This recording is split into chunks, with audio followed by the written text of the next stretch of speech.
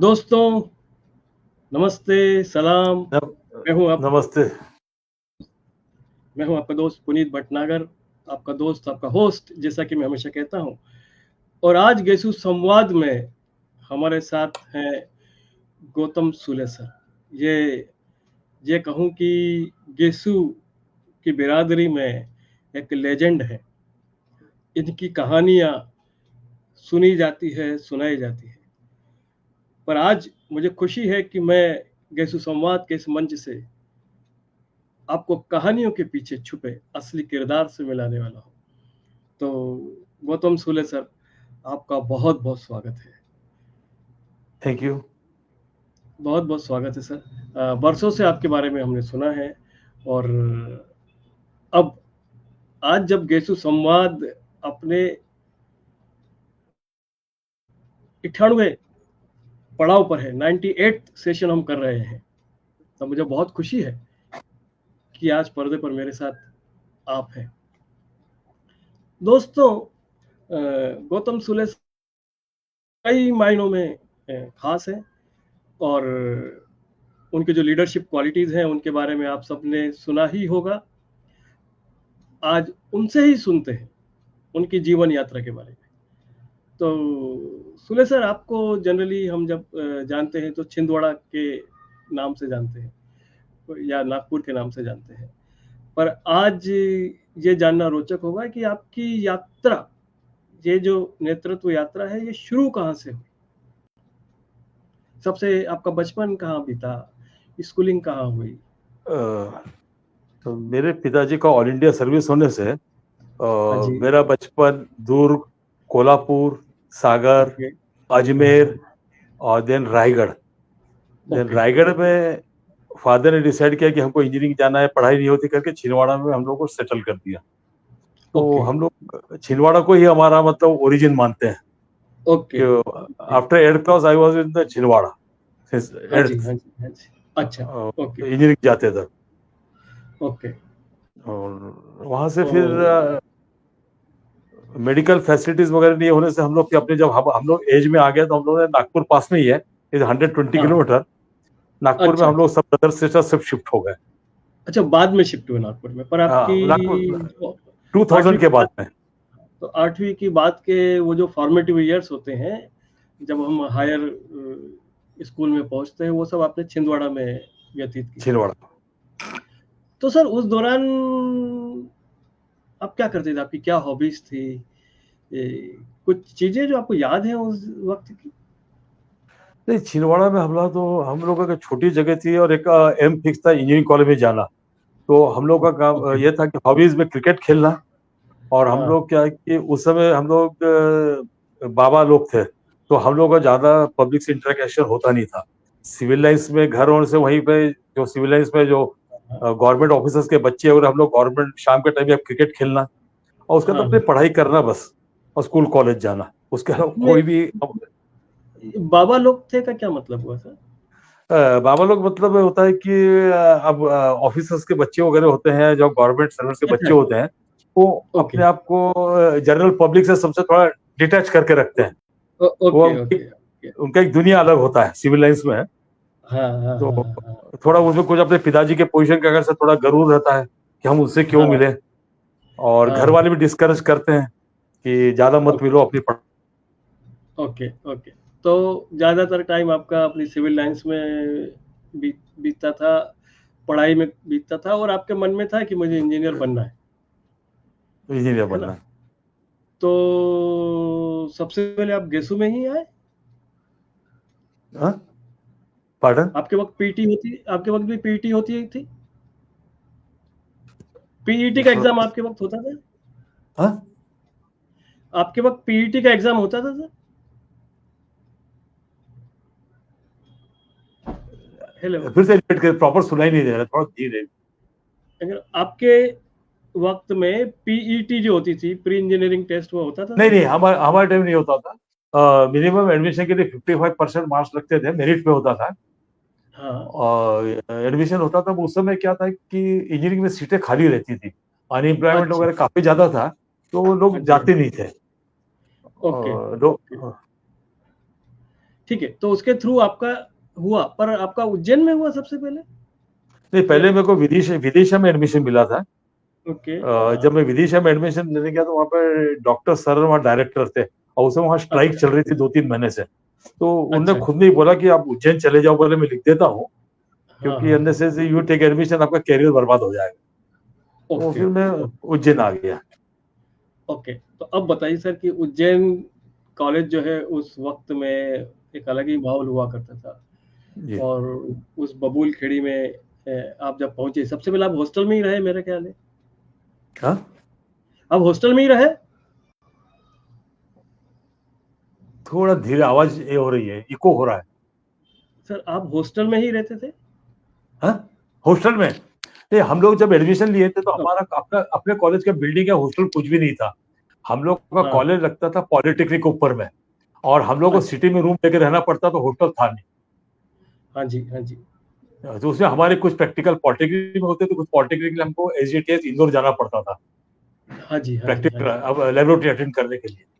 हुँ। फिर हम ओके, 73 में थे तो हम लोग फोर्सफुली शिफ्ट करवाए, तो मेन बिल्डिंग रेडी नहीं हुई थी।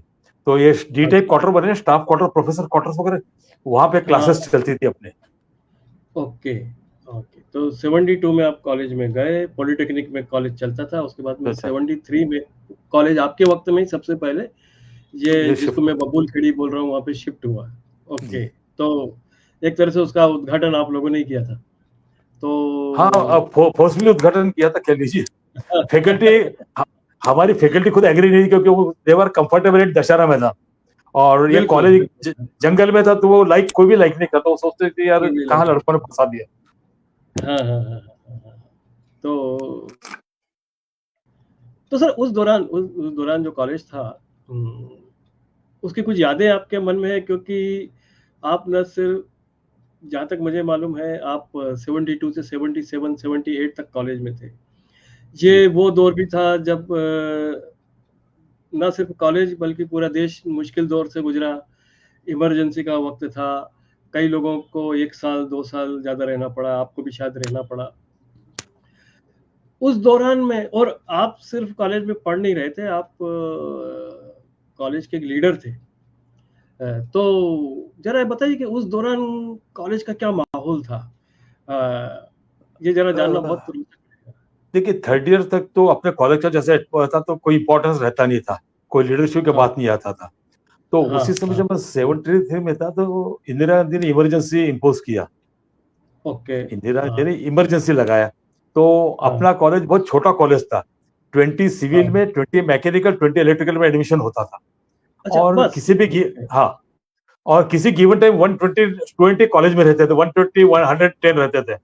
छोटा सा ओके। कॉलेज था, पर शहर यूनिवर्सिटी में हम लोग इतने एक्टिव रहते थे कि सबसे ज्यादा हाँ, बड़ा टारगेट हमारा कॉलेज हुआ। तो और उस समय थोड़ा स्टूडेंट लीडर इसमें नाम भी आ रहा था, और पूरे हाँ, इंडिया में डिस्टर्बेंस चल रहा था, जयप्रकाश मूवमेंट। हम लोग सब हाँ। जबलपुर यही कॉलेज गए थे शरद यादव के इलेक्शन में ये करने के लिए। He was hmm. At that, he was मतलब वो पहला स्टूडेंट लीडर था इंडिया का। ही वाज हाँ, arrested under Misa before emergency. तो ओके। हम लोग टारगेट थे, जैसे हमारी एग्जामिनेशन चालू हुई, मेरा 5वां पेपर हुआ होगा, हम लोग जेल में चले गए, अच्छा! भेरूगढ़ जेल में। हम लोग अरेस्ट हाँ, हो गए। तो ओके। उसमें तो दाढ़ी मूछें भी उगी नहीं थी, रोना आ रहा था, कैरियर जिंदगी बर्बाद हो गई करके।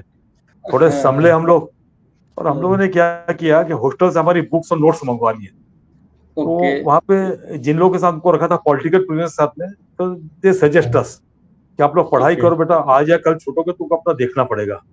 तो हम लोगों ने हाँ। वहां रह पढ़ाई किया। मैंने थर्ड ईयर के balance 5 paper plus fourth year की हाँ। बुक्स में करता था। और हम लोग के साथ काफी यूनिवर्सिटी के मैथमेटिक्स के एचओडी, काफी प्रोफेसर वगैरह हुँ। भी अरेस्ट होके आए थे। किसी का आरएसएस से अच्छा, कनेक्शन था, अच्छा, वो भी किसी से अरेस्ट हो गए आने, थे? ओके। हाँ, हाँ, हाँ। कोई आनंद मार्ग में था।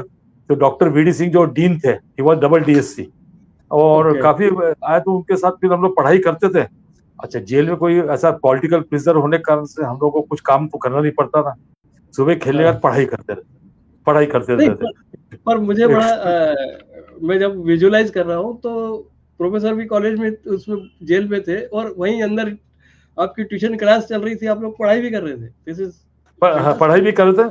और उसी समय क्या, दूसरे दूसरे कॉलेज से लड़के अरेस्ट होके आए थे, कोई बड़नगर कॉलेज से, कोई हाँ, नीमच से, कोई मंदसौर से। तो इंटरेक्शन होता था, हर कोई अपने अपने कोर्सेज की पढ़ाई करते रहता था। हाँ, तो हाँ। वहीं पे उसे सब दोस्ती वगैरह हुई। और हुँ, जैसे ही इमरजेंसी 77 में हटी, तो हाँ, मैंने पहला काम किया कि फर्स्ट इसमें बैलेंस 5 पेपर क्लियर किया। हाँ। और एमपी गवर्नमेंट ने एक स्पेशल ये दिया था कि हुँ, आपको फोर्थ ईयर में क्लासेस अटेंड की कोई बात नहीं, with in 3 months you complete your practical and sessional.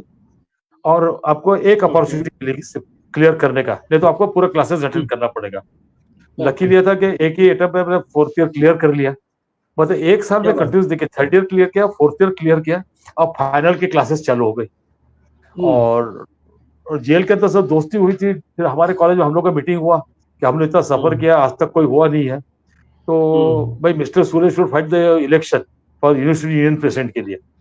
हुँ, और हुँ, अपना कॉलेज छोटा सा था, अपने कॉलेज में सिर्फ एक ही वोट था मेरा, अगर मैं प्रेसिडेंट था ओके, तो। हाँ, हाँ, हाँ, और जो माधव आर्ट्स कॉलेज में 2 शिफ्ट में चलता था, एक एक शिफ्ट में 5-5 हजार स्टूडेंट थे। हुँ, और हुँ, उस हालत में मंचोर, नीमच और धार और कहाँ का था हमारा यूनिवर्सिटी फैली हुई थी। तो जेल हुँ, में जो दोस्ती हुई थी हुँ, दूसरे कॉलेज के लड़कों से, वो हुँ, क्लिक कर गई। और क्लिक कर गई, और ओके, सब डिसाइड किया कि कुछ पॉलिटिकल सपोर्ट भी लिया गया। और सबका हाँ, आशा थी कि भाई अपन लोग सबसे ज्यादा सफर किए तो अपना प्रेसिडेंट बनना ही चाहिए। हुँ, और that hmm, was the I was the first and last in MP. आज तक इंजीनियरिंग कॉलेज को कोई लड़का प्रेसिडेंट बना नहीं, और किसी ने कभी अटेम्प्ट बिल्कुल, किया नहीं। क्योंकि इंजीनियरिंग कॉलेज का कोई बंदा प्रेसिडेंट यूनिवर्सिटी का बने, ये अपने आप में सुनने में बड़ा अजीब लगता है। और उस वक़्त जब कॉलेज इतना छोटा था, हमारे कॉलेज बिल्कुल। में अभी हम थोड़े दिन पहले हमारे गेसू के जो राजनेता लोग हैं, जो सचमुच में हाँ, हाँ, राजनेता है, जो हाँ, विधायक बने हैं, हाँ, बड़ी-बड़ी हाँ, कमेटियों के मेंबर हैं, उनके साथ भी हमने एक गेसू संवाद किया था। तो हाँ, हाँ, नेता लोग आए हैं, और जो प्रॉपर राजनीति में रहे वो भी आए हैं, लेकिन वो भी कभी यूनिवर्सिटी के प्रेसिडेंट ना बन सके। नहीं बता। आई थिंक तो ये गेसू में रहते हुए आपने ये जो कारनामा दिखाया है ना, इसके लिए सलाम है सर। हम सब लोग जब सुनते हैं, तो हम आज भी सुनते हैं कि समझ नहीं पाते कि ऐसा हुआ कैसे होगा। आज आपने अंदर की कहानी बताई कि ये क्यों पॉसिबल हुआ, क्योंकि हाँ? आज ये समझ में आया कि पॉसिबल कैसे हुआ। आप जेल में रहे तो ये पॉसिबल, वहां। तो ये तो क्या हुआ कि मेरा थोड़ा क्या मिलनसार नेचर था। और हाँ, मैं कंटिन्यूस उज्जैन में भी रहता था, तो खाली टाइम में साइकिल, उस जमाने में साइकिल ही थी, स्कूटर वगैरह किसके पास तो थे नहीं। हाँ, लोकल लोगों से हाँ, हाँ, कांटेक्ट करना, फिर पॉलिटिकल लोगों से उठना बैठना। तो हाँ, हाँ, उस हाँ, समय क्या है कि भारतीय जनता पार्टी तो थी नहीं, जनता पार्टी थी। तो हम्म, उनके ऑफिस भर से करना। और हम्म, उसमें क्या कुछ लक क्लिक कर गया, कुछ हम लोग का मेहनत काम कर गया। हम्म, अच्छा, फिर हमारे कॉलेज के अंदर हम लोगों ने शॉर्ट आउट किया कौन लड़का किस डिस्ट्रिक्ट से आया हुआ है। तो उसको अपने ओके, 15 दिन पहले घर जाने के लिए बोल दिया, ओके, तुम्हारे जो कॉलेज का प्रेसिडेंट जो वोटर है, उसका तुम हाँ, इंटरेक्ट करोगे और उसको परस्यू करोगे।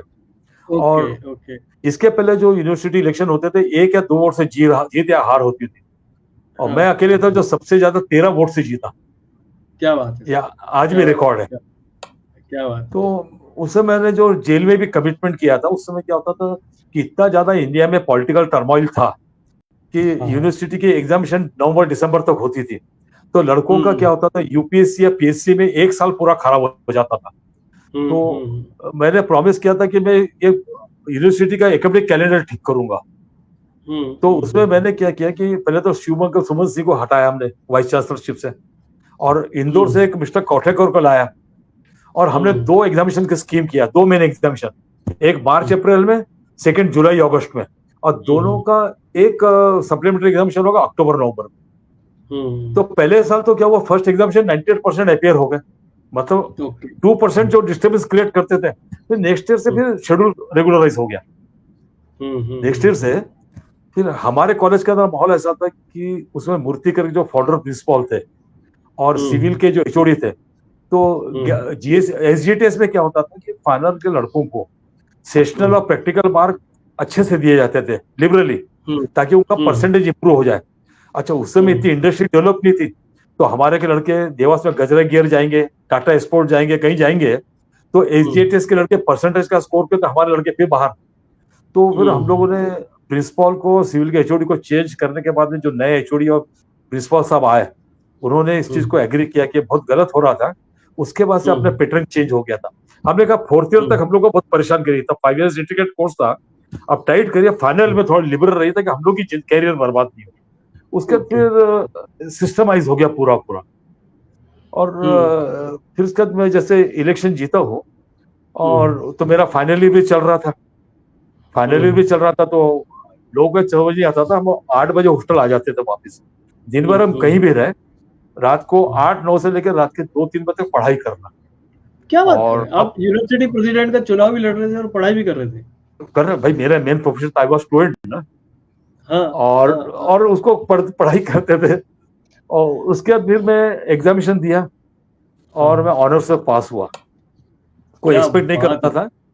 क्या बात है। और ऑनर्स में पास करने के 15 दिन में मैं नासिक में जॉब ज्वाइन किया, एज ए रिसर्च असिस्टेंट करके। ये वर्ल्ड हाँ लेवल के जो ये थे इन्वायरमेंट, डॉक्टर जेन कर्डिले के अंडर में उनका एक हाँ। हेरिटेज उनका प्रोजेक्ट था, उसका पेटेंट का काम हम्म चल रहा था। उनका हम्म। पेटेंट काम चल रहा था। तो वो हम्म कंप्लीट करके फिर मैं आ गया छिंदवाड़ा में। तो छिंदवाड़ा में आफ्टर 20 ईयर्स इंडिया का पहला एक वॉशर कोल्ड वॉशर बन रहा था, फॉरेन कोलेब्रेशन में। हम्म। छिंदवाड़ा वैसे पर जंगल सर, की जगह। पर इसके पहले मैं थोड़ा सा आपको बीच में रोकना चाह रहा हूँ कि हाँ हाँ मतलब बहुत अच्छा लग रहा है समझ के, सुन के मेरे को कि कॉलेज आप लोग जेल में थे तब भी पढ़ाई कर रहे थे, आपने हाँ 3 हाँ, एग्जाम एक साल में पास किए, पास किया। और वो जब, और यूनिवर्सिटी प्रेसिडेंट का चुनाव लड़ते लड़ते, क्योंकि सर विक्रम यूनिवर्सिटी इतनी बड़ी है, मतलब वो एक तरह से एक विधानसभा क्षेत्र से बड़ी है, क्योंकि उसमें इतने गांव भी शामिल हैं, दूसरे छोटे शहर भी शामिल हैं, उसमें जीतना और साथ में आप पढ़ाई करते करते ऑनर्स में पास होना। जी। सर आज की तारीख में तो क्या है कि काफी लिबरली मार्क्स मिल जाते हैं, उस वक्त तो इतने मार्क्स इतनी जल्दी नहीं मिलते थे, मतलब वो डिस्टिंक्शन आना बड़ी बात थी, और आप तो ऑनर्स में आपको पास हुए। आपको एक बताऊं, उस समय अपने कॉलेज में क्या होता था कि लोकल हाँ वैल्यूशन नहीं होता था। हमारा एक, हाँ। हम लोग का मतलब सभी का कोई पेपर मद्रास जाएगा, कोई दिल्ली जाता था, आउट ऑफ स्टेट जाते थे ओके पेपर। ओके और ओके। हाँ। एक सिर्फ इंग्लिश का पेपर या ह्यूमैनिटीज का पेपर का लोकल वैल्यूशन होता था। हम्म उसमें तो आप कुछ मैनिपुलेशन नहीं कर सकते थे। तो मुझे एक हम्म चीज मालूम नहीं थी। 2010 में मैं काफी दिन बाद कॉलेज गया था, कॉलेज में हमारी बैच का गोल्डन जुबिली था। तो हम्म। प्रोफेसर यूएस, पुराने लोगों में सिर्फ प्रोफेसर यूएस उवेजा बाकी थे। हाँ उन्होंने हाँ अपने हाँ स्पीच में बताया कि मिस्टर जीएम सुले मेरे सामने बैठे हुए हैं, जब ये हाँ। ऑनर्स में पास हुए इसके बाद हम इन लोग मिस्टर सुले की आंसर बुक 25 ईयर्स तक हम लोगों ने लाइब्रेरी में रखी थी। क्या बात कि है। अगर किसी ने कोई केस वगैरह किया तो देखो ही कैन, मतलब उसको इंस्पेक्ट कर सकता है कि कुछ मैनिपुलेशन है क्या इसके अंदर। हमने 25 ओके। साल तक, आज भी यूएस वुमेन से मुझे वो बताएंगे, मेरी आंसर शीट है ना, और मेरे सेशनल के पेपर्स, फिर हम लोग का जो हाँ प्रोजेक्ट रिपोर्ट था, वो सब सेव करके हाँ। रखा था। अच्छा, उस बीच हमने ओके। जो प्रोजेक्ट रिपोर्ट किया था, तो हमारे क्लास के 25 लड़कों ने एक प्रोजेक्ट रिपोर्ट किया था, हम 8 लोगों ने किया था। इंदौर देवास रोड का उससे कुंभ मेला लगने वाला था, तो उसका ट्रैफिक इंटरसेक्शन का हम लोगों ने डिजाइन किया था। हाँ और जी। उसको उज्जैन डेवलपमेंट अथॉरिटी ने इन टोटो वो एक्सेप्ट कर लिया, और उसी डिजाइन से वो इंटरसेक्शन बना। That's why we got okay. The 50 में से 40, 50 से 50 नंबर्स मिले थे हम लोगों को।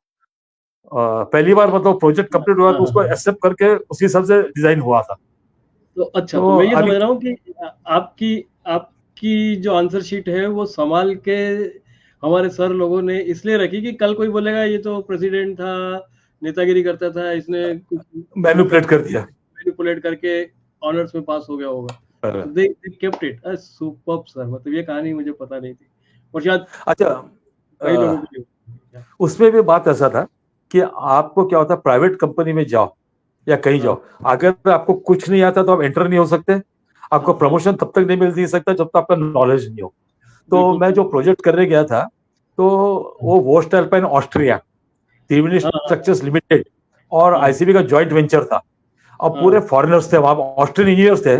उनके बीच में सक्सेसफुली 3 साल में प्रोजेक्ट कंप्लीट किया मैंने। तो हम्म मेरे को साइड से एक अमेरिकन कंपनी थी उस समय, मैकली पिटबर्ग करके, कलकत्ता में, they are hmm exclusive doing the mining में काम करते थे। आज भी हम्म। आप नेट पे सर्च करके देखें किस साइज की कंपनी थी। उसमें हम्म फिर 22 साल मेरे। अच्छा, उसमें क्या कि दैट उसका हेडक्वार्टर इज बंगाल, और मेरा मान हम्म। लो कांग्रेस या बीजेपी से इंक्लेशन था, तो उसका वहां पे कोई पॉलिटिकल वैल्यू था नहीं उस समय। था नहीं, सही बात है। 70-80 में कलकत्ता में कोई वैल्यू नहीं था सीपीएम के जमाने में। हाँ और हाँ उस हाँ समय, अच्छा, उसमें मैं अकेला महाराष्ट्रियन था, हाँ बाकी बंगाली और बिहारी थे, कलीग्स वगैरह या सीनियर जो भी थे। हाँ। उसमें मेरे को टाइमली प्रमोशंस मिलते गए। और वहां रहते हुए मैंने एशिया का लार्जेस्ट कोल हैंडलिंग प्लांट बनाया भागलपुर के पास ललमटिया में। और मैं उस हालत में वहां पहुंचा था कि जस्ट एक साल पहले भागलपुर ब्लाइंडिंग केस हुआ था, जिसमें गंगाजल हाँ पिक्चर बना है ना, वो हाँ, उसी एरिया का, बहुत बड़ा, हाँ हाँ हाँ। वही हाईली क्राइम प्रोन एरिया के अंदर एशिया का लार्जेस्ट कोल हैंडलिंग प्लांट बना है। आप सोचिए कितना वर्क इन्वॉल्वमेंट होगा। अच्छा, उसमें क्या था कि गेरन टंकरली is also big company, they were our contractors. उनके इंजीनियर्स को हैंडल करना तो आपको उससे ज्यादा नॉलेजेबल होना जरूरी है। बिल्कुल बिल्कुल, हाँ टेक्निकली आप उससे ज्यादा साउंड होना जरूरी है, उससे काम हाँ करवाने हाँ के लिए। हाँ हाँ और उसके बाद में फिर राजस्थान में आया, हिंदुस्तान का लेड जिंक मैन्युफैक्चरिंग प्लांट बनाया। तो हाँ। इसमें सर ये मेरे इस सफर में क्या हुआ कि हर मेरे बड़े साइट पे अपने कॉलेज से रिलेटेड कोई ना कोई आदमी ने इसको विटनेस किया हुआ है। ओके, हाँ मैं हाँ जब हिंदुस्तान जिंक में पहुंचा तो मैं मीटिंग में जाता तो उदयपुर भीलवाड़ा से। तो एक दिन पीछे साहब ने गौतम गौतम करके, मैं कहा यहाँ गौतम कौन बोल रहा है? तो देखा हाँ। वहां पे प्रोफेसर पीसी सेठिया खड़े थे। मैं सर आप यहाँ अच्छा, क्या कर रहे हैं? बोले मैं एमटेक करने के बाद में रिजाइन करके हिंदुस्तान जिंक जा, तुम कैसे? मैं कहा साहब मैं मैकले भारत में फिलहाल साइट इंचार्ज हूँ, और ये रामपुर अगुचा में 3000 टीपीडी का लेड जिंक वेरिएशन प्लांट था। उसका हाँ हम लोग का, मेरी कंपनी ईपीसी बेसिस पे काम करती थी, टर्न की बेसिस पे। हाँ तो हाँ ड्राइंग डिजाइन से कंस्ट्रक्शन सब हम लोग का रहता था। तो उन्होंने डायरेक्टर वगैरह सब बता सब, ये मेरा स्टूडेंट था करके। उन्होंने हाँ मेरा देखा कि मेरा वर्किंग, मेरा पैटर्न देखा है। हाँ कोल इंडिया में जब फिर यहाँ एनटीपीसी के जॉब करता था, तो मेरे बैच में किशोर काले, अदर लोग तो थे, ये मेरे डीजीएम्स और जीएम। उन्होंने मेरा हाँ वर्किंग एवरीबडी इज विटनेस। और हाँ वर्किंग में मेरा कुछ ऐसा रहता था कि वहाँ के जो टॉप ऑफ द इंस्टीट्यूशन रहते थे, जैसे कोल इंडिया में था तो हाँ mister U Kumar was the chairman, he was personally knowing to me. उन्होंने ललबटे मेरा वर्किंग देखा था, वो नाम से हाँ बुलाते थे मेरे को कभी भी। उसके बाद हाँ एनटीपीसी में डायरेक्टर प्रोजेक्ट थे mister Shankar lingam, they all know हाँ। पर्सनली, क्योंकि मैं डेडिकेटली काम, मतलब अगर घूमना है, एंजॉय करना है, तो उस टाइम में अपना काम और सब चीज भूल जाना है। अब काम करना तो बाकी सब चीज भूल जाना। क्या बात है, क्या बात है, और मतलब ग्रेट ग्रेट फिलोसफी सर। पर मेरे को अब ये समझ में आया जो आपकी बात से कि दो चीजें, कि भाई नेतागिरी तो प्राइवेट कंपनी में तो काम नहीं आती है ना, और वहाँ पे आपको ये करके दिखाना पड़ता है। ये और आपने एक ही कंपनी में 22 साल तक काम किया, और ये अ, और सब मल्टीनेशनल कंपनियों के साथ किया, सब जो मल्टीनेशनल अधिकारी थे उनके साथ काम किया है। सुपर। और पर मैं अब आपसे ये भी पूछना चाहूंगा सर कि कई लोग ये सवाल पूछते हैं, मैंने जब आपके बारे में रिसर्च की, लोगों से बात की, तो एक चीज बार बार सबने बोली है जो मैं आपके साथ शेयर करना चाहता हूँ। ये सबने कहा कि ये आदमी में, ये उनके शब्द बोल रहा हूँ, कि इस आदमी में नेतृत्व के गुण तो शुरू। सबको आश्चर्य इस बात का है कि गौतम सुले राजनीति में क्यों नहीं गए। लोगों का कहना है कि अगर आप राजनीति में जाते, तो ये आपके किसी दोस्त का कोट कर रहा हूँ, उनका कहना है कि गौतम सुले आज शायद मोदी जी की मंत्रालय में कोई मंत्री बने होते। जैसे इतना प्रभाव था, इतना उनके अंदर पोटेंशियल था राजनीति के लिए, पर आप राजनीति में गए नहीं। सबको बड़ा ये आश्चर्य है और सब जानना चाहते हैं कि आप पूरी जैसे राजनीति को। अपनी आपको मैं बता रहा हूँ, मैं जेल में जब था तो हाँ मेरे साथ हर कलर के पॉलिटिशियन थे, बीजेपी के भी थे, कम्युनिस्ट पार्टी के लोग थे। तो हाँ उनकी पर्सनल लाइफ में जो बहुत पास से देखा, हाँ बहुत पास से देखा, जितना हम लोग को बाहर से रोजी दिखता है, हाँ आप खुद ही आप वहां पे रहते हैं, जितना अपने को रोजी लिखता है, उसके हाँ। पीछे हम लोग नहीं कर सकते, उस लेवल पर तक जा नहीं सकते, ओके उस लेवल तक जा नहीं सकते। ओके। और अपने को, और मेरा टेम्परामेंट उस टाइप का था भी नहीं। तो मैंने फिर हम्म। क्या हुआ कि मैं जिन लोगों के साथ अटैच था, हाँ आपके लिए आरएसएस वगैरह साथ में, उनके अलग अलग विंग है। तो उनके इसमें फिर मैं भारतीय मजदूर संघ वगैरह माइस एरिया में काम करता था। हाँ जैसे इंटक होता कांग्रेस है, उनका भारतीय मजदूर संघ, उनमें से उनको भी उनके उनके साथ में अटैच रहता था, इंजीनियर होने का उनसे अटैच रहता था। उसके बाद में फिर जब मैं रिटायर्ड हो गया तो मैं इंजीनियरिंग कॉलेज में नागपुर इंस्टीट्यूट में प्रोफेसर बना। हम्म। और प्रोफेसर बना तो मैं उनके साथ, मतलब तुम्हारा सरस्वती शिशु मंदिर, इनके साथ अटैच हो गया। अभी भी उनके साथ ओके। अटैच, उनके स्कूल्स वगैरह इंस्पेक्शन करना और हाँ ये करना। तो पॉलिटिक्स से सब कुछ होता नहीं है। और आप वहां पे जाके देखते तो 2 साल मैंने 18 महीने इतने पास से देखा। हम लोग हाँ, वो उस तरह से उतने स्तर तक हम लोग नहीं जा सकते। किसी भी कलर के पॉलिटिशियन हो, क्या दे बात आर है। Not fair, they are not at all fair. मतलब जितना वो क्लैरिटी आपको थी, मतलब क्योंकि हाँ कई लोगों ने मुझसे कहा कि राजनीति में जाते हैं तो गौतम सूले तो मंत्री बनते हैं आज। तो नहीं, मंत्री भी देखिए, आपको बताऊं, मंत्री भी होता 2 साल 3 साल, फिर दूसरा कोई आके आपको साइड लाइन करके आप हो गए, आप ऑर्डिनरी एमएलए रहे, हाँ, आप टिकट नहीं मिला तो भी आप रोड पे खड़े हैं। और हाँ, आपके टेक्निकल नॉलेज से ऊपर तक जाते रहे तो आज भी कंपनी, आज में 72 ईयर्स का एज चल रहा है, मैं घर में रेस्ट करता, अभी रेस्ट कर रहा था, मुझे उठा के लेके गए वहां पे छत्तीसगढ़ में। हुँ, आप ये हाँ, बैठिए, गाड़ी रखिए, एसी लगा हुआ है, आपको कुछ नहीं करना है, हुँ, आपको सिर्फ हुँ, टेक्निकल गाइडेंस करना है। कोई आएगा तो नहीं तो आराम करिए आप। तो विदाउट हुँ। नॉलेज के कोई प्राइवेट आदमी को बुला नहीं, के नहीं लेके जाता। No, I think this is great sir, क्योंकि वो क्लैरिटी होना कि मुझे आपके अंदर पोटेंशियल था। जेल वो ऐसा होता है ना सर, मैंने कुछ काम किया है पॉलिटिकल लोगों के साथ, उनके हाँ कैंपेन हाँ वगैरह में। और तो मैंने बहुत करीब से देखा है कि सब नेताओं का भी एक रिज्यूम बनता है। हाँ हाँ। हम कितनी बार जेल गए हैं, हमने कितनी बार धरना दिया है।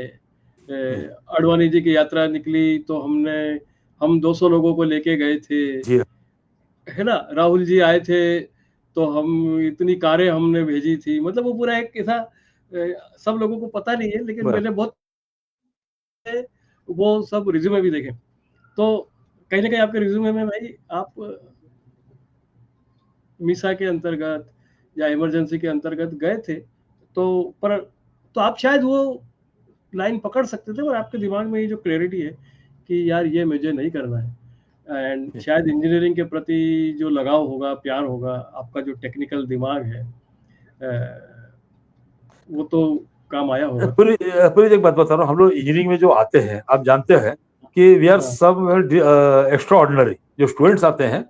और क्या हाँ, होता है कि पॉलिटिक्स के पॉलिटिशियंस जो होते हैं 10वीं पास 8वीं पास, को ज्यादा बीकॉम एमकॉम एलएलबी हो गया, उनका जो हाँ, मेंटल लेवल या थिंकिंग होता है हम लोग से कहीं मैच नहीं करता, कहीं बिल्कुल, मैच नहीं करता। बिल्कुल। आपको घुटन महसूस करेगी, महसूस करे होगा आपको।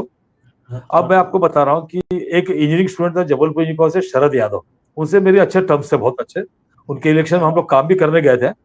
तो शरद यादव से मैं एक बार ऐसे ही पूछा था, बैतूल में मिले थे मेरे को। हाँ, तो मैं हाँ, उससे पूछा था, यार शरद भाई, आपकी लड़की भी पॉलिटिक्स में नहीं है, लड़का भी नहीं है, तो उनके लड़के को उन्होंने पढ़ाई करवा के लंदन स्कूल ऑफ इकोनॉमिक्स से उन्होंने, पीजी के लड़के ने पीएचडी किया, वो एक मल्टीनेशनल में ही लड़की ने हाँ, भी पीएचडी करके शीज प्रोफेसर है रोहतक वगैरह में।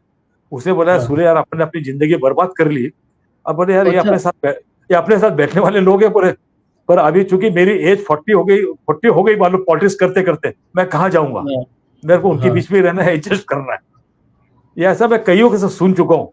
और मेरे तो घर में भी ऐसा था। ये शरद यादव वही जो मंत्री थे, और हाँ, जबलपुर से जो जबलपुर जी को ऐसे पास किया था, उन्होंने बी किया था इलेक्ट्रिकल में। और वह हाँ, सेंट्रल में मिनिस्टर वगैरह भी थे जनता पार्टी सेंट्रल में। में मिनिस्टर हुए थे, उन्हीं की बात कर रहे हैं आप? हाँ ओह! हाँ। क्या बात है, क्या बात है। तो मेरा मेरा तो अभी भी मेरे टाइम के जितने पॉलिटिशियन थे, सबसे, हाँ, जैसे हाँ, उज्जैन भी आता हूं मैं, तो मेरे टाइम पे मैं जब था तो मोहन यादव 4-5 साल का लड़का था और इस चीफ मिनिस्टर। हाँ, हाँ, हाँ, और, हाँ, हाँ। और 2014 में मैं करीब 6 महीना उज्जैन में ही था कि मोहन हाँ। यादव को टिकट नहीं मिलना चाहिए, अशोक कोटवानी की वाइफ को टिकट मिलना चाहिए। अच्छा, तो ओके। तो ऐसा नहीं कि पॉलिटिक्स में चुनाव लड़ने पॉलिटिक्स नहीं है, बाहर रह के भी हाँ, बहुत सारी चीजें चलती रहती है। हाँ, बाहर हाँ, रह के हाँ। बहुत सारी चीजें चलती रहती है। पर मेरे को याद है हुँ, कि प्रोफेशनली मैं सक्सेसफुल आदमी हूँ। और मैं जब हाँ, इंजीनियरिंग कॉलेज में 2014 से 2018 तक पढ़ा मैं नागपुर यूनिवर्सिटी में, हाँ, तो उस समय जस्ट कुछ नए कोर्सेज चालू हुए थे सक्सेसफुली मेरे। अच्छा, जिस कॉलेज में मैं पढ़ा था तो वहां मैं इसलिए पढ़ाने गया था, तो वहां पे कांग्रेस के लीडर होते थे, गोविंदराव वंजारी, उनका कॉलेज था। हुँ, उनका एम था कि मैं तो गरीबी के कारण से पढ़ नहीं पाया, तो गरीब के हुँ, बच्चे जाएंगे कहाँ। तो उसे मैक्सिमम जो आदिवासी आश्रम शाला के बच्चे आते थे, जो मराठी हुँ, मीडियम से आते थे, एकदम पुअर फैमिली के, मतलब आप कह हुँ, लीजिए कि एक कप चाय लेंगे तो 2 जन पियेंगे, कैंटीन में ये हुँ, हालत रहती थी। उनको हुँ, पहले इंग्लिश में लाके 6 महीना पढ़ा के उनको लेवल में लाना, और उनको 4 साल पढ़ाना। तो उसमें भी लड़के नागपुर यूनिवर्सिटी में टॉप करते थे, पोजीशन बनाते थे। क्या बात अच्छा, है। मेरे हुँ, मेरे पास क्या टीपीओ का चार्ज भी था, उनको अच्छी अच्छा। कंपनी में जॉब्स के लिए करना। हुँ, तो हुँ, एक उसका एक अलग ही आनंद होता है। और हुँ, मेरे को सबसे कि कॉलेज के जितने भी सीवीजी के फंक्शन होते थे, एक बार मैंने पीएस पाटनकर को चीफ गेस्ट करके बुलाया था, इज फ्रॉम आवर कॉलेज। और एक बार मैंने नामदेव को बुलाया था, वो उससे वाइस प्रेसिडेंट था इंडोरामा में, अपने कॉलेज के लड़का। तो अपने कॉलेज के लोगों को वहां भी मैंने बुलाया, और उनको भी, और पाटनकर तो यहाँ फैसिलिटी दिया था कि मेरे जो स्टूडेंट्स थे उनका जो वेकेशनल ट्रेनिंग होता था पाटनकर साहब के ऑफिस में होता था। 3 साल तक मेरे स्टूडेंट्स को पाटनकर के ऑफिस में स्ट्रक्चर इसमें वोकेशनल ट्रेनिंग पाटनकर के यहाँ होता था। पर वो जो बैचेस दिखते लड़के बहुत अच्छे, they are doing very well, I am satisfied. और अभी मेरा सब हो गया। तो मैं सर अब तो ये समझ रहा हूँ कि कहीं ना कहीं आज भी सामाजिक जो संस्था हैं उनके साथ आज आप भी काम कर रहे हो। मेरे ख्याल से पॉलिटिकली भी पर्दे के पीछे नेपथ्य में बहुत सारी जो होती है गतिविधियां, उसमें कहीं ना कहीं आप संलग्न रहते हो। पर मैं आपको एक बार फिर से, पर आपने पढ़ाने की बात की, आपने उज्जैन इंजीनियरिंग कॉलेज में भी पढ़ाया है क्या? नहीं, उज्जैन इंजीनियरिंग कॉलेज नहीं पढ़ा है। वहां से मैं उज्जैन से तो 15 दिन बाद चला ही गया था नासिक, मेरी में महाराष्ट्र इंजीनियरिंग इंस्टीट्यूट में नासिक में। और उसका फिर मैं कलकत्ता जब गया, मैं तो कलकत्ता फिर ईस्टर्न इंडिया में मेरा पूरा टाइम निकल गया। और आप मेरा रिज्यूम देखेंगे, इंडिया के हर स्टेट में मैंने काम किया हूँ एक्सेप्ट जम्मू एंड कश्मीर। मतलब अपने साइज के बिग साइज प्रोजेक्ट का वैल्यू आज 1000-1500 करोड़ का होगा, उसमें एज ए इंचार्ज वगैरह करके भी काम किया मैंने। लास्ट मेरा वाइस प्रेसिडेंट। तो अब मेरे दिमाग में एक जो क्यूरियोसिटी है वो ये है कि देखिए, जो अपनी अंदर की प्रतिभा होती है और जो अंदर का डीएनए होता है वो तो बदलता नहीं।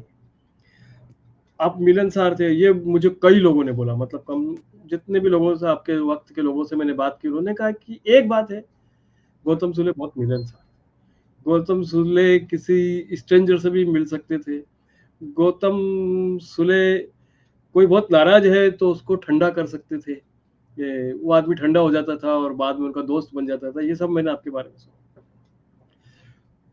और आप यूनिवर्सिटी के प्रेसिडेंट भी बने, तो वो नेतृत्व के गुण आप में थे। मैं ये जानना चाहता हूँ कि अब आपने ये जो पूरे कैरियर में जो काम किया है उसमें वो गुण कहीं ना कहीं काम आए होंगे।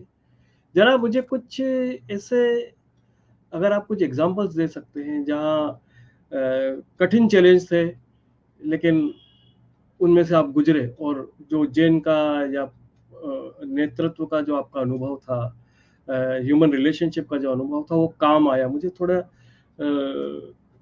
कुछ 2-3 ऐसे चैलेंज बताइए ना जहाँ मतलब आपको बता रहा हूँ।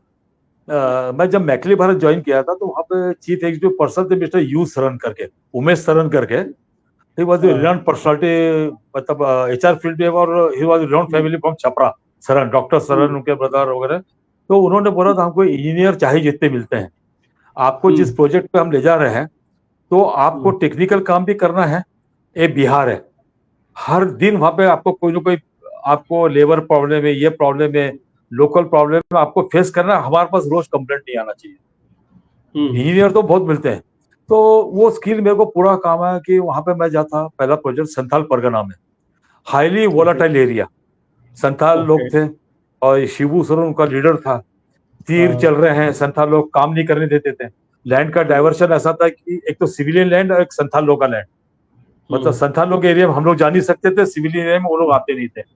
उस एरिया में काम करना, नेता लोग आते थे, घेराव होता था, कई बार मार भी पड़ी है, कई बार पिटवाए भी हम लोगों ने। पर कई बार पिटा भी, लेबर का पिटे भी, आप बच नहीं सकते। बिहार में जाकर आप मार नहीं पड़े तो जो नहीं बोलेगा तो झूठा बोल रहा है। तो ये भी करते हुए उस प्रोजेक्ट को हमने उठाया। इसलिए कोल इंडिया के ऑफिसर्स में कोई बहुत मानते थे कि सुने, देखो महाराष्ट्र का लड़का है, उनको मालूम नहीं आई फ्रॉम एमपी, वो सब मराठी होने से वो सब महाराष्ट्र लड़का है, देखो बोले कैसे नीडर हो गया। बता, मैं उनको यही बात बोलता था, सर जिस दिन जिस गोली पे जिस पर मेरा नाम लगा उसी दिन मैं मरूंगा, इनके मारने से मेरा कुछ नहीं होने वाला है। पर आपको बता रहा हूँ कि वहां से भागलपुर पास था, वहां भी मैंने कॉलेज नहीं छोड़ा था। हम लोग इंजीनियरिंग कॉलेज में जाते थे टेस्टिंग वगैरह के लिए, गवर्नमेंट इंजीनियरिंग कॉलेज भागलपुर में। तो मैं वहां पे 5 साल तक एग्जामिनर करके भी गया हूँ। कभी आप चाहेंगे मैं पेपर भेजूंगा आपको, वहां पे फाइनल वगैरह के पेपर वगैरह ले जाता था, मेरे को बुलाते थे अगर भागलपुर इंजीनियरिंग कॉलेज में। वहां भी मैं एकेडमिक टच में था, जाता था वहां पे, एक बार लेक्चर देने के लिए मैनेजमेंट बुलाते थे।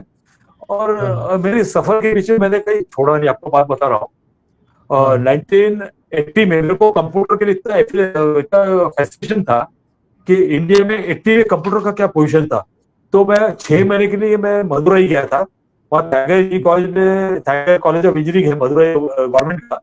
उसमें मैंने 6 महीने का कोर्स किया तुम्हारा गैलेक्सी कंप्यूटर के ऊपर में कोबोल पास्कल कोड लैंग्वेज किया मैंने। एक था कि करना आपको नॉलेज होना चाहिए कंप्यूटर का। फिर कोर्स ऑफ टाइम में मैंने फिर एमएस प्रोजेक्ट में मास्टरी किया, वर्मा में मास्टरी किया, जिसमें मैंने एमएस प्रोजेक्ट यूज करना चालू किया। उस समय बक्रेश्वर थर्मल मतलब शांति निकेतन के अपोजिट थर्मल कॉन्ट्रेशन बना है। शांति निकेतन मतलब रविन्द्रनाथ टैगोर वाला। तो वहाँ पे बड़ी कोई कंपनी यूज नहीं करती, मैं यूज करता था। हेलो, हाँ जी, हाँ जी, हाँ जी। आप पिक्चर चला गया आपका? मेरा पिक्चर तो चालू है सर, आपका अभी चला गया है, मैं वापस लाता हूँ आपका पिक्चर। मेरे ख्याल से सुले सर के साथ अभी संपर्क टूट गया है।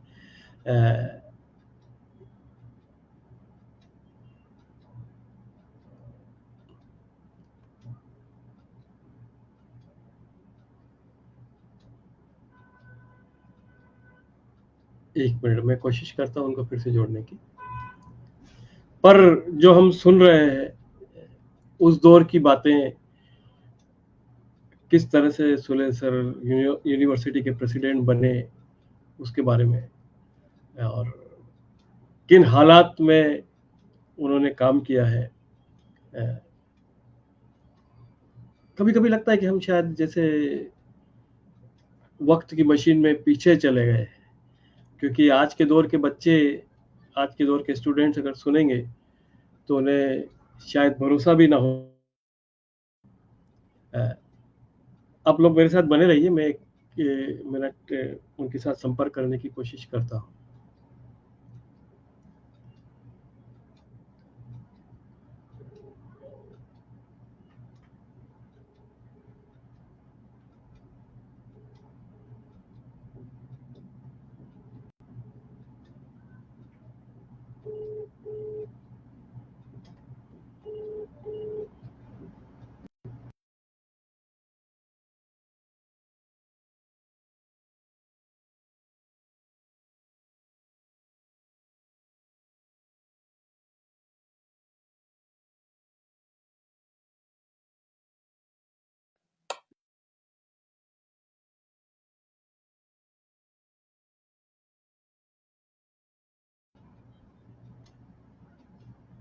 तो दोस्तों, मैं सुले सर का इंतजार कर रहा हूँ, और ये बताइए कि मैं आपको दिख रहा हूँ?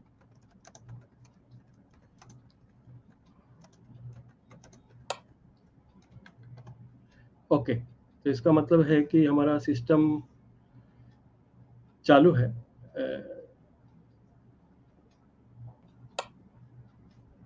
1 मिनट के लिए सर का इंतजार करते हैं।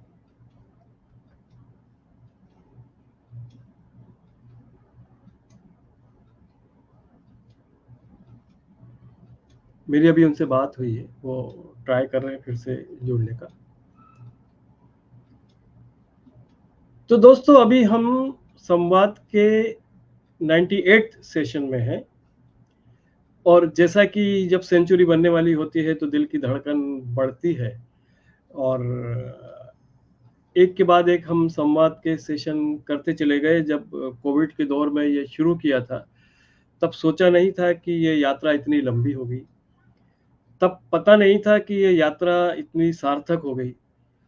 बस संजय खिमे सर, मैंने साथ में हमारे प्रद्युम्न इंग्लिश से भी चर्चा की थी, हम लोगों ने बस शुरू कर दिया,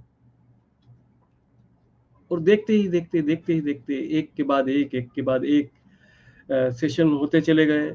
हमारे साथ और भी मॉडरेटर्स जुड़े, कई एक से एक श्रेष्ठ जो स्पीकर्स हैं, टैलेंटेड लोग हैं हमारे गेसू के, वो हमारे साथ आए, पता ही नहीं चला।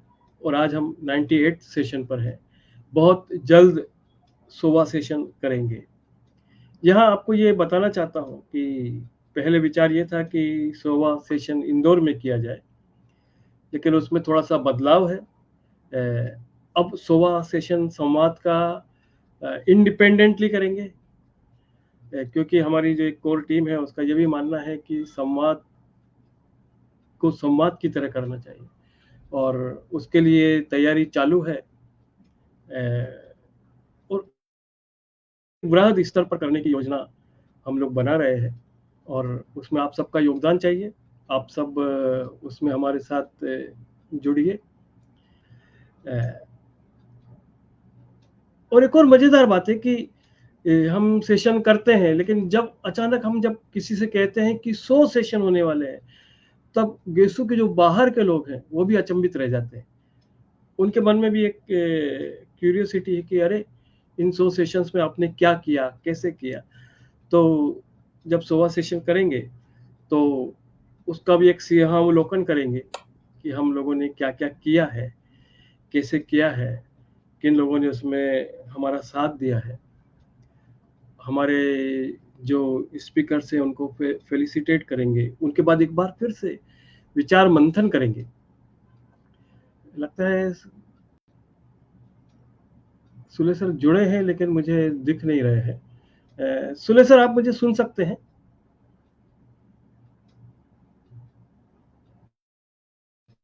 हेलो, हेलो सुले सर, क्या आप मुझे सुन पा रहे हैं?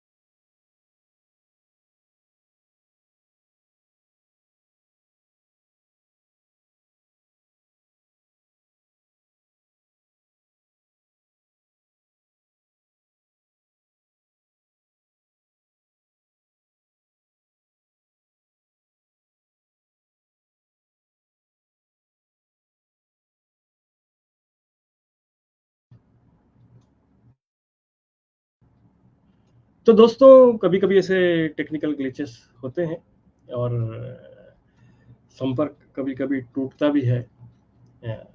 लेकिन टेक्निकल संपर्क टूट जाए, चलता है, दिल से हमारे दिल का जो संपर्क है वो लगातार बने रहना चाहिए। मुझे खुशी है आज हमारे साथ हमारे गेसू के कई वक्ता भी इस संवाद सेशन में जुड़े हुए हैं। और ये सेशन, जैसा कि आपको पता है, उज्जैन वाले ग्रुप पर लाइव स्ट्रीम होता है।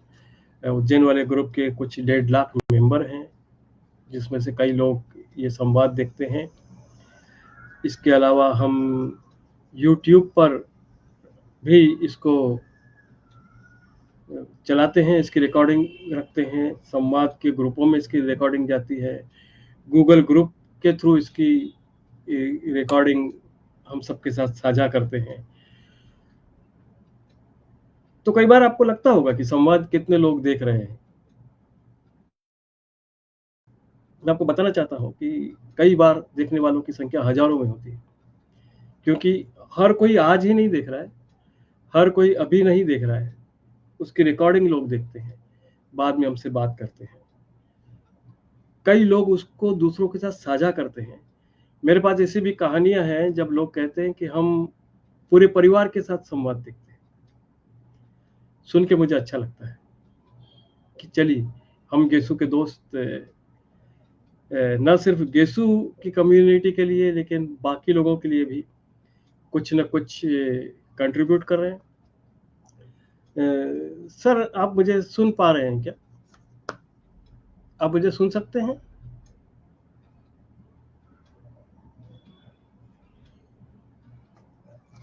एक मिनट।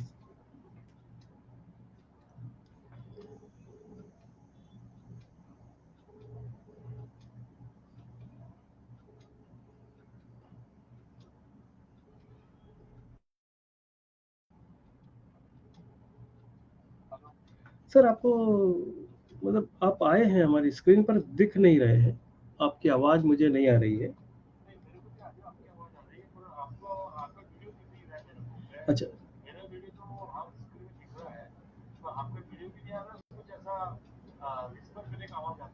अच्छा, ठीक है।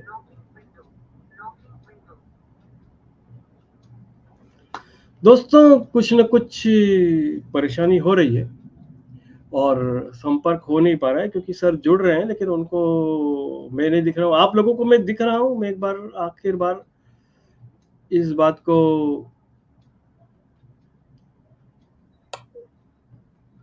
ओके, तो सर का संपर्क हो नहीं पा रहा है। तो एक बार मैं फिर कभी बाद में सर के साथ संपर्क करेंगे, फिर उनसे बात करेंगे, उनके साथ कुछ वीडियो रिकॉर्डिंग करके आपको आपके साथ साझा करूँगा। तो फिलहाल इस गेसु संवाद को फिर हम यहीं पॉज़ देंगे। लेकिन आप सबका बहुत-बहुत शुक्रिया कि गेसु संवाद की इस पूरी जर्नी में आप हमारे साथ रहे और आने वाले जो दिन हैं, 100वां सेशन जो होगा, तब तक गेसु संवाद बहुत सारी गतिविधियाँ करने जा रहा है। कुछ बहुत इंटरेस्टिंग चीज़ें होंगी। हम लोग एक कॉफ़ी टेबल बुक के बारे में भी चर्चा कर रहे हैं, उसको कैसे बनाया जाए।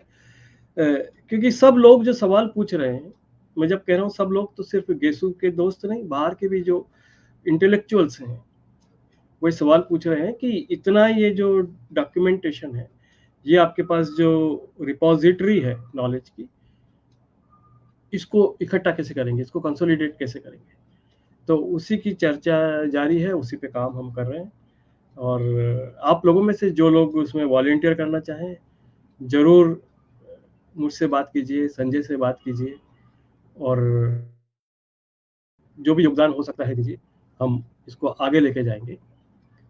एक बार फिर अभी सुरेश सर जुड़ने की पूरी कोशिश कर रहे हैं। मैं अभी भी उम्मीद में हूँ कि शायद हम जुड़ सकें। लेकिन इसको यहीं पे आज विराम देते हैं। हमको सुरेश सर का जो नेतृत्व वाला पक्ष है, वो बहुत अच्छी तरह से पता चला है। उनकी वो क्यों राजनीति में नहीं गए, उन्होंने बहुत अच्छी तरह से कैंडिडली हमको बताया है। और दोस्तों, शब्बा खैर, जय हिंद, जय भारत। आप लोगों से फिर मुलाकात होगी, जल्दी ही मुलाकात होगी और इस यात्रा में हमारे साथ बने रहिए, हमको एनकरेज कीजिए। क्योंकि कई बार ऐसा होता है कि हम भी निराश हो जाते हैं। कई बार हम जब किसी स्पीकर के पीछे पड़े रहते हैं, मैं आपको बताना चाहता हूँ कि कई बार स्पीकर्स के पीछे पड़ना पड़ता है, उनको करना पड़ता है और वो मानते नहीं हैं, तब दिल थोड़ा निराश हो जाता है। फिर किसी दोस्त की सहायता लेते हैं, उनको कन्विंस करते हैं। कई बार ऐसा भी होता है कि बहुत मेहनत करने के बाद जितनी संख्या में लोग जुड़ना चाहिए, उतने लोग नहीं जुड़ते।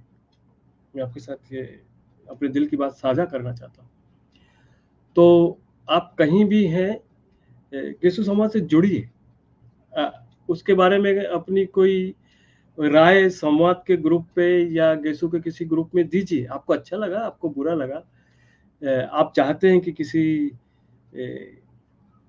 स्पीकर को बुलाया जाए जिसको अभी तक बुलाया नहीं गया है, आपके बैच के कोई लोग हैं जिनको शायद हम नहीं जानते, क्योंकि जो भी स्पीकर आते हैं वो सब आते इसी तरह से हैं, क्योंकि मैं या संजय या प्रसाद डांगे, हम कुछ 4, 5, 6, 8 लोग जो जनरली इसकी योजना बनाते हैं, हम सबको नहीं जानते हैं।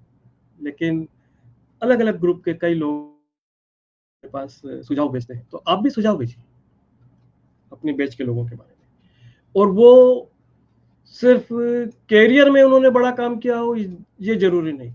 सामाजिक कामों में भी लोग आगे आ सकते हैं। मेरे पास कुछ ऐसे भी सुझाव आए हैं कि हमारे गेसु के कुछ लोग साधु बन गए हैं, उनसे बात करना चाहिए। हम कोशिश में लगे हुए हैं, अगर ऐसा पॉसिबल हुआ तो उनको भी लेके आएँगे। दोस्तों, बहुत खुशी है मुझे कि ये यात्रा इतनी लंबी रही और मैं आपसे वादा करता हूँ कि यात्रा और लंबी रहेगी। यात्रा बहुत सार्थक है और उसकी सार्थकता के बारे में गेसु के 100वें संवाद सेशन में आपको मैं ज़रूर बताऊँगा। पर उसके बीच में अभी 99th सेशन बाकी है। तो उसका इंतज़ार कीजिए, मिलेंगे फिर किसी शानदार स्पीकर के साथ। Thank you so much. यहाँ पर मैं आपसे विदा लेना चाहता हूँ और फिर जल्द ही मुलाकात करेंगे।